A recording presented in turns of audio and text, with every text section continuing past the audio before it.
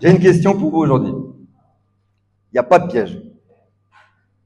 Qui dans la salle aime courir? Non, non, mais courir, hein. On met les baskets, on va dehors, on court. Même tout seul, même sous la pluie. Ok, il y a quelques mains qui se lèvent. Très bien. Et bien maintenant, que diriez-vous à un ami qui vous annonce qu'il va se lancer dans un marathon et qu'il va adorer passer la ligne d'arrivée, recevoir sa médaille, célébrer, mettre ses posts sur les réseaux sociaux, mais courir, ouah, pas trop. Alors pour ceux qui ne savent pas, j'ai démarré une première fois chez La Fourmi Imo en 2011. À Mulhouse, on était 4. Compliqué. Et effectivement, pour moi, c'était un peu compliqué. C'était un peu fastidieux. Les ventes, ça décolle pas trop. 2, 3, 4 ventes par an. Le développement d'équipe est plus encourageant grâce à notre travail en trio avec mon parrain, Dominique Meunier, mon père et mon premier associé, mon pote, Elie Wirtz. Ensuite, en 2015, ma vie m'amène à tout quitter pour partir en Bretagne. Là-bas, je fais le choix de poursuivre l'immobilier. Donc, pour ceux qui connaissent, c'était sur la presqu'île de Crozon, entre Brest et Quimper. Je poursuis l'immobilier. Ça démarre. Je rentre une bonne dizaine de mandats, ce qui normalement suffit à faire des ventes. Sauf que là-bas, non. Donc, pas de vente, toujours pas. Ça décolle toujours pas. Je vais pas détailler là-dessus, c'est pas le sujet aujourd'hui. Mais reste que, en 2016, je décide de suivre une envie d'enfance et de découvrir le monde militaire puisque je m'engage au sein de la gendarmerie nationale. Et je découvre les missions de la gendarmerie. Il y a vraiment des belles choses. J'ai aucun regret. C'était magnifique. Des choses très intéressantes qu'on ne vit pas tous les jours dans une vie plus traditionnelle. Mais quand même, rapidement, il y a des choses qui m'interrogent. Notamment de laver le véhicule propre. Alors, il faut savoir que moi, j'ai rejoint la gendarmerie mobile. C'est vraiment la version militaire pomme de terre gendarmerie. Et donc, quand on part en mission et qu'on y va en voiture, parce que si on y va en chameau, ça marche pas. Et ben, quand on rentre de mission, on lave le véhicule. Oui, mais chef, il est propre le véhicule. On rentre de mission, on lave le véhicule. J'ai lavé des véhicules propres en rentrant de chaque mission. J'ai lavé des véhicules propres sous la pluie. Là, j'ai commencé à me poser des questions de t'es sûr que t'es au bon endroit, au bon moment? En 2011, ma vie change puisque j'ai le bonheur de devenir père pour la première fois. La naissance de mon premier fils et en 2021, la naissance du deuxième. Mais c'est aussi une période où mes déplacements deviennent de plus en plus fréquents, de plus en plus à la dernière minute. Et niveau familial, ça devient quand même compliqué. Ma femme reste souvent à la maison, elle a aussi son travail, en plus elle était aussi gendarme. Donc ça devient très très compliqué, surtout qu'en Bretagne, toute notre famille est restée ici. Donc je commence vraiment à sentir qu'il va falloir faire des choix. Et là où je vais sérieusement basculer, c'est l'épisode du « t'es pas fait pour être gendarme ». Je vous explique, un jour, mon fils est malade, très malade, bon, il va très bien aujourd'hui, hein, mais il était très malade et il fallait absolument le garder à la maison. Donc, je vais voir ma hiérarchie, je leur dis oui, écoutez, mon fils est très malade, il faudrait que je le garde à la maison au moins aujourd'hui, s'il vous plaît. Et là, j'ai mis en péril la sûreté nationale. Mais quoi? Tu te rends compte? Bref, je me fais balader de bureau en bureau au sein de l'escadron, je me fais engueuler de bureau en bureau au sein de l'escadron, jusqu'à ce qu'on me dise, alors que j'avais demandé une journée pour garder mon fils, t'es pas fait pour être gendarme. Mais en fait, c'est la seule chose sensée que mon adjudant m'a dit ce jour-là. Et peut-être pendant toutes ces années. Aujourd'hui, je le remercie. Suite à ça, donc, je me rends compte qu'il faut que je fasse mes choix, qu'il faut que je reprenne les choses en main et que je quitte ce milieu qui me permet plus de mettre les priorités là où j'ai envie. Et donc, je demande ce qu'on appelle une dispo. Donc, on peut demander pendant 2 ans que la gendarmerie nous libère pour faire ce qu'on veut et on peut renouveler jusqu'à 10 ans. Et là, on me dit, ok, dispo, mais 1 an. Et espère pas trop renouveler. Il y a les Jeux Olympiques qui arrivent, tu comprends, on a besoin de toi. 1 an. Qu'est-ce que je vais faire 1 an? Moi, j'avais déjà décidé, revenir dans l'immobilier, c'est reparti. Avec ma femme, on avait décidé de revenir en Alsace, retrouver la famille. 1 an. 1 an avant de revenir laver des véhicules propres sous la pluie? Pas sûr. Pas sûr. Donc, ça m'a poussé à prendre encore une nouvelle décision et à prendre la bonne décision, la vraie décision. la décision de brûler mes vaisseaux. L'expression, on l'a souvent entendue. D'où elle vient cette expression?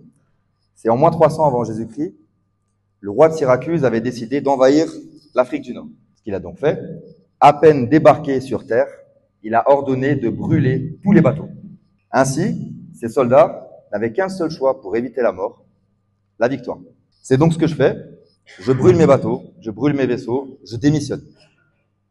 Donc comprenez bien, je quitte mon poste de militaire de carrière, sécurité de l'emploi, pour revenir dans le monde périlleux de l'immobilier à mon compte.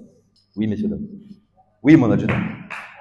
Et donc, me revoilà sur la ligne départ de mon marathon. Puisque oui, cet ami qui voulait réussir son marathon, mais qui n'aimait pas courir, c'était moi. Alors, on va aujourd'hui se reposer la question. Qui aime courir? Pas de piège, hein, pas de piège. Toujours les mêmes mains qu'avant. Qui aime courir? Ok, vous levez la main, vous la baissez selon ce que je dis. Qui a déjà couru 10 mètres? Élie, t'as jamais couru 10 mètres? Ouais, mais 10 mètres, t'as déjà couru, même si t'aimes pas courir. Voilà. Voilà. Là, je ne demande pas si on aime. Qui a déjà couru 10 mètres? 10 mètres pour rattraper le bus, pour rattraper son enfant qui se jette sur le bus. Voilà. Qui a déjà couru 100 mètres? 100 mètres, c'est la distance olympique du sprint. Ok? Qui a déjà couru un marathon? Un marathon, 42 km. Non, pas un semi, un marathon, 42 km. Il y a des mains qui se lèvent. Et bien, ce qu'on voit, c'est que c'est impossible de courir un marathon quand on n'aime pas courir. La preuve, les seuls qui ont levé la main avaient la main levée depuis le début. Mais c'est quoi aimer courir? Aimer courir son marathon, c'est quoi? Alors moi, je l'ai pas fait, mais je me suis un peu renseigné du coup. Le marathon, il y a l'euphorie du départ. On est sur la ligne, coup de feu, on lâche les chevaux, tout le monde part, c'est parti, on se met en rythme. Après, on trouve le rythme de croisière, ça y est, c'est parti, on déroule. Mais après, il y a les premières difficultés. Il y a le coup dur, il y a les jambes qui font mal, il y a peut-être la fringale avant le ravitaillement, ça devient dur. Mais il faut aimer tout ça. Mais comment les marathoniens font-ils pour aimer ça? Comment font-ils? Alors bien sûr, ils cherchent la performance, le dépassement de soi, l'achèvement personnel. C'est souvent ce qu'on appelle le pourquoi. Et on nous dit toujours, le plus important, c'est le pourquoi, le reste, ça suit. Je suis pas totalement d'accord. Bien sûr que c'est important d'avoir un pourquoi, un why, bien sûr. Mais aujourd'hui, j'aimerais remettre un peu d'importance sur le comment. Moi, je pense qu'il faut choisir son comment. C'est un peu le pourquoi du comment. Et donc, l'immobilier, c'est un sprint ou c'est un marathon? Un marathon, on est d'accord? On est d'accord? Oui. Merci. Ok. Nous aussi, dans l'immobilier, on a nos euphories. Une vente en une seule visite, une offre au prix, une négociation qui passe. Bam, yes. Mais nous aussi, on a nos difficultés. Une offre qui tombe à l'eau, un mandat qui se fait résilier, un associé à qui on a donné de l'énergie qui abandonne. Et sans parler des difficultés du début. Le démarrage, 0 mandat, il faut aller taper dans le dur, remplir le stock. C'est incroyable quand même ces difficultés. D'ailleurs, qui est au démarrage là? Qui est dans ces difficultés-là là? Ok, est-ce qu'on peut les applaudir? Parce que n'oublions pas les difficultés.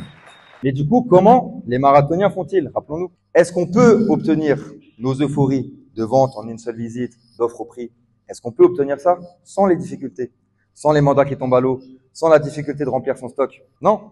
Peut-on réussir un marathon sans aimer courir? Comme moi, j'ai essayé en 2011. Non. Donc je pense que comprendre qu'on a besoin des difficultés, que ça fait partie des réussites, que l'échec, comme on l'appelle, n'est pas l'inverse de la réussite, comprendre cela, c'est déjà commencer à l'apprécier.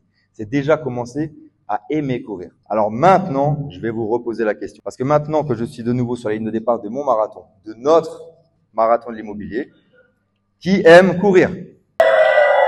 Ok, on va tous dehors. Le thème de mon intervention, c'était le chemin. Et pourquoi j'ai choisi le chemin? Parce que justement, si le pourquoi, c'est la destination, le comment, c'est le chemin. Et pour ma part, ma destination n'a jamais changé depuis le début. Mais pour l'atteindre, je devais retrouver mon chemin. Et pour tout vous dire, ce thème d'intervention, je l'ai choisi en septembre 2023, lors de la convention à Barcelone. Moi, j'ai vu tout le monde passer sur scène. J'ai décidé d'être ici aujourd'hui à parler de mon chemin. J'aimerais rajouter une chose, parce que c'est vrai, on le dit souvent, on ne choisit pas sa famille. J'ai pas choisi mon père. C'est vrai. C'est vrai, c'est vrai. Mais pour m'accompagner sur ce chemin, je ne pouvais pas choisir de meilleur parrain.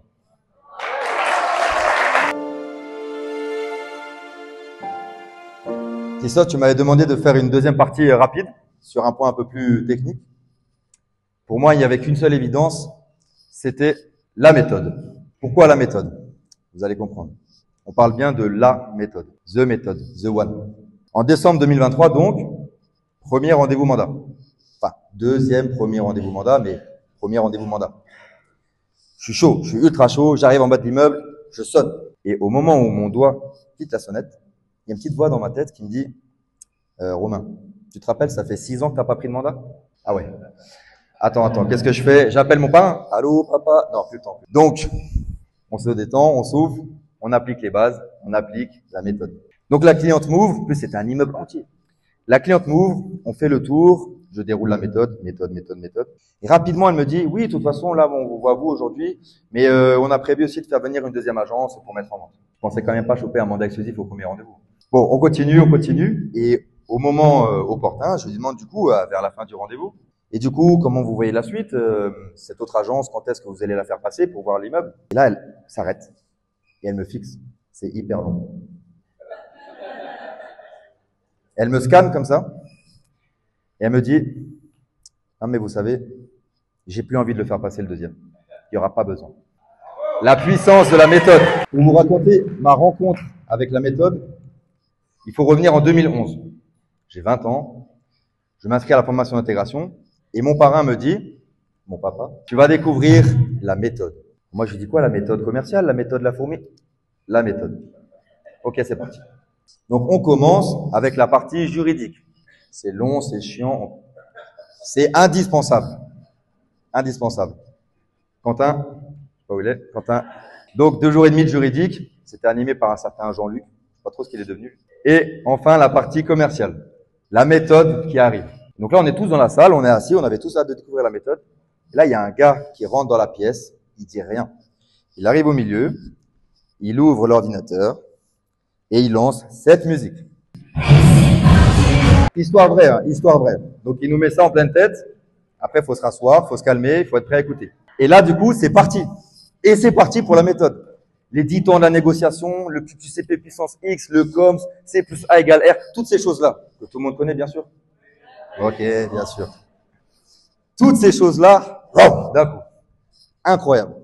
Moi, j'avais 20 ans, je pensais tout savoir. C'est la première fois qu'on m'a dit, pour faire ça, tu fais ça. Et je me suis pas dit, ouais, mais moi, je peux faire comme ça aussi. Non, non. Donc, premier réflexe, je me dis, bon, en une fois, c'est pas possible. Faut que je revienne. Faut que je revienne. Je l'ai fait 5 fois de suite, la formation commerciale. D'abord, je le faisais tout seul. Et après, je me suis dit, c'est trop bien, faut que j'amène un pote. Donc, j'ai proposé à mon pote Elie Viers de me rejoindre.